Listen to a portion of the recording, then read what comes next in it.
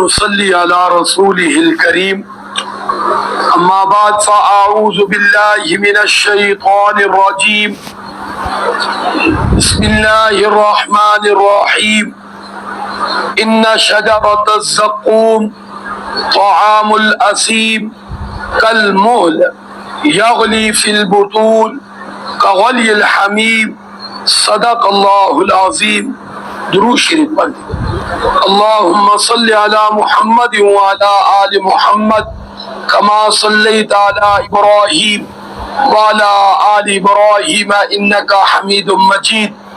اللهم بارك على محمد وعلى آل محمد كما باركت على إبراهيم وعلى آل إبراهيم إنك حميد مجيد. 25واں پارہ سورۃ الدخان، اس کا آج آخری رکوع نمبر 3 شروع ہو رہا ہے. رکوع نمبر 3 کی ابتدائی 3 آیات مبارکہ تلاوت کی گئی ہیں. آیت نمبر 43 44 45 4 46 47 48 آگے بھی ملا لیں.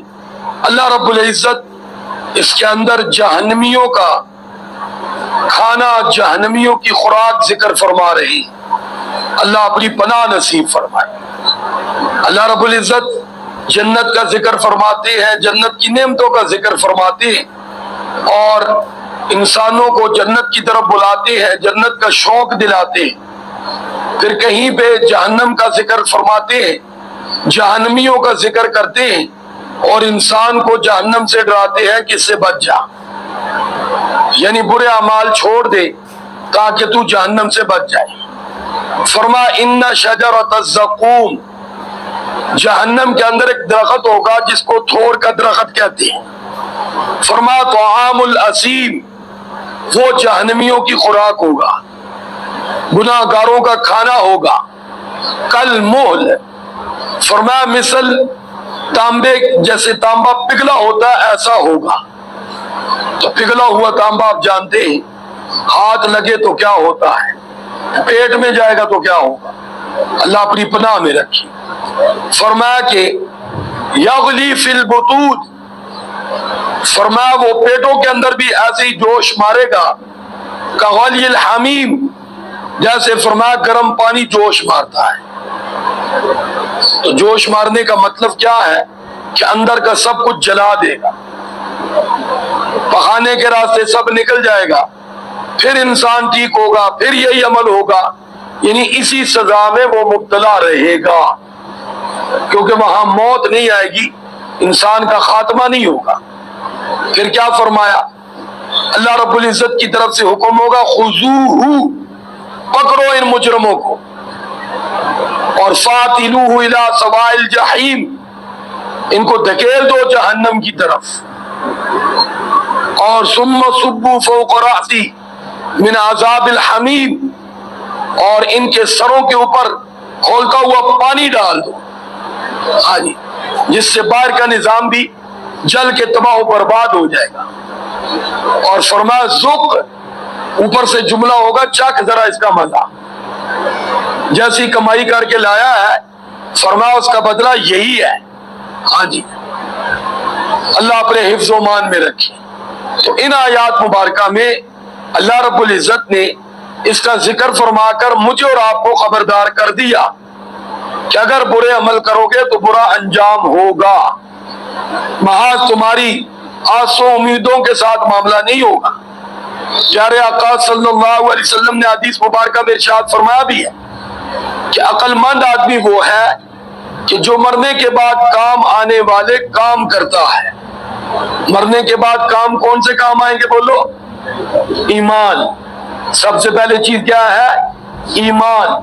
ایمان کے بعد پھر دین کے احکام، نماز، روزہ، حج، زکوٰۃ، صلہ رحمی، ماں باپ کی خدمت، بیوی بچوں کے ساتھ شفقت، پڑوسیوں کے حقوق، ایک لمبی تفصیل ہے. یہ کام اللہ کی رضا کے لیے کیے جائیں تو یہ مرنے کے بعد کام آئیں گی. اور فرمایا اپنی نفسانی خواہشات کو دباتا ہے، پھر اللہ سے بخشش کی امید رکھتا ہے. یہ عقل مند آدمی. فرمایا بے وقوف کون ہے؟ فرمایا کہ جو نفسانی خواہشات پر چلتا ہے، قدم قدم پر اللہ کو ناراض کرتا ہے، اللہ کی ناراضگی والے کام کرتا ہے اور اللہ سے بخشش کی امید کیے ہوئے ہے، پیارے آقا صلی اللہ علیہ وسلم اس کو بے وقوف فرمایا ہے، یقیناً سچ فرمایا، سب کہہ دو، لیکن ہم نعوذ باللہ اس کو جھٹلا دیتے ہیں۔ کیسے؟ وہ کہتے ہیں اللہ نے ویسے ہی بخش دینا، کیا حضور نے تو نہیں فرمایا اللہ نے ویسے ہی بخش دینا؟ پیارے آقا صلی اللہ علیہ وسلم نے اس کو بے وقوف فرمایا ہے اور ہم کہہ دیتے ہیں اللہ نے ویسے ہی بخش دینا ہے۔ تو بتاؤ حضور کے فرمان کا مذاق ہے یا نہیں؟ سارے بولو، یہ تو مذاق ہے، اور اس کا نتیجہ کیا ہے؟ برائی پھیلتی جا رہی، برائی پھیلتی جا رہی، اور پھر کیا کہتے ہیں مولوی صاحب زیادہ ڈرایا نہ کرو۔ ہم نے کیا ڈرانا؟ قرآن خود ڈراتا ہے، قرآن خود ڈراتا ہے، قرآن سے خود پوچھو کیوں آیا ہے؟ ڈرانے کے لیے۔ پیارے آقا صلی اللہ علیہ وسلم کی دو لقب نذیر اور بشیر۔ نذیر کا معنی ہی ڈرا رہے ہیں، نذیر کا معنی کیا بولو بھائی؟ تو پھر نذیر کا معنی تو ڈرانا ہے، ہاں جی، اور بشیر کا معنی خوشخبری دینا۔ مانے گا تو خوشخبری ہے، نہیں مانے گا ڈراؤ اس کو۔ تو یہاں بھی میرے بھائی ڈرانا یہ بھی نبی کی سنت ہے، اور الٹا کہتے ہیں مول صاحب ڈرایا نہ کرو، تو پھر بندہ جھوٹے لولی پمپ ہی دے۔ اب کہ ماشاءاللہ سے سارے ہی جنتی بیٹھے ہیں، غلط بات ہے، سارے بولو کیا ہے؟ غلط بات ہے۔ پھر عمل کون کرے گا؟ آگے کون بڑھے گا؟ کوئی بھی نہیں۔ یہ سوچیں گے شاید کہیں جہنم میں نہ چلے جائیں، پھر ڈریں گے تو گناہ سے بچیں گے، اللہ کی نافرمانی سے کیا کریں گے بولو؟ تو اس لیے میرے بھائی برے کام پر ڈراؤ، برائی سے ڈراؤ۔ اب بچہ نہ پڑھے تو اس کو ڈرایا جاتا ہے تیرا مستقبل بڑا خراب ہو جائے گا، تب بھی تو پڑھتا ہے۔ اس کو کوئی بات نہیں، بچہ پڑھ لیں گے، مقدر میں ہوگا تو ہو جائے گی پڑھائی، کوئی بات نہیں۔ جیسے آج کل ہمارے معاشرے میں یہ سارا تیرے لیے ہے، اب جوانی میں یہ گیت گاتے ہیں تیرے لیے ہے، جب بڑھاپے میں ضرورت پڑتی ہے تو بیٹا باہر نکال دیتا، ابا جی یہ تو میرے لیے تھا، کہ آپ نے میرے لیے کیا ہے، آپ ذرا باہر ہو جاؤ۔ تو اس لیے کبھی بھی اولاد کے لیے نہ کہو، یہ جب تک آپ زندہ آپ کو بھی ضرورت ہے، سارے بولو آپ کو بھی۔ ہاں، یہ کمانے کا جو ہم جملہ بولتے ہیں غلط بولتے، ہاں جی، کبھی عقل مند یہ جملہ نہیں بولتا۔ ہاں، اس کو کہو بیٹا یہ میرا ہے، میں نے کمایا، میرے لیے ہے، ذرا بڑا ہو گیا تو اپنے لیے تو نے بھی کمانا ہے، اپنے لیے، ہاں جی، تو اس سے ذرا اور لین ملتی ہے، اس سے اور ملتی ہے، اس سے پھر بڑھاپے میں اوزاریاں ہوتی ہیں۔ تو میرے بھائی خالی آج سے امیدیں تو دنیا میں بھی کام نہیں آتی۔ ہاں جی، اللہ رب العزت نے قرآن مجید فرقان حمید میں بعض آج سے امیدیں والوں کی مثالیں دی ہیں کہ کوئی آدمی یوں ٹوٹیوں کو کہے کہ پانی آ جائے اور میرے منہ میں چلا جائے، چلا جائے گا بولو بھائی؟ نہیں جائے گا، اٹھ کے جانا پڑے گا، کسی کو کہنا پڑے گا، کسی سے منگوانا پڑے گا، تو جنت کی طرف بھی میرے بھائی جانا پڑے گا۔ آج ہمارا طریقہ الٹا ہے، کام جہنم والے، آس امید جنت کی، کام تباہی والے اور آس امید کامیابی والی۔ تو آپ دیکھ لو کتنے سال گزر گئے، 80 کو پہنچ رہے، پاکستان بنے، ہاں جی، آس امید یہ ہے کہ ہم سیدھے راستے پہ چل رہے ہیں، اور عمل کون سے بولو؟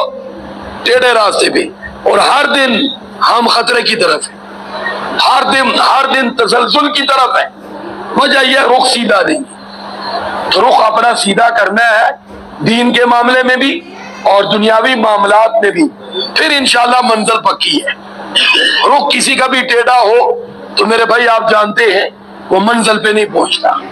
تو ہم نے اپنا رخ جنت والے اعمال کی طرف کرنا ہے، جنت والے اعمال راستے پہ چلنا ہے، تو پھر انشاءاللہ اللہ سے آس امید ہوگی بخشش کی، تو ضرور بخشش ہوگی، ورنہ کام جیسے ہوں گے انجام ویسا ہوگا۔ اللہ ہمیں سمجھ نصیب فرمائے۔ وآخر دعوانا ان الحمدللہ رب العالمین۔ درود شریف پڑھ لیں۔ اللہم صلی علی محمد وعلی آل محمد کما صلیت علی ابراہیم وعلی آل ابراہیم انکا حمید مجید۔ اللہم بارک علی محمد وعلی آل محمد کما بارکت علی ابراہیم وعلى آل إبراهيم إنك حميد مجيد. لا إله إلا الله محمد رسول الله.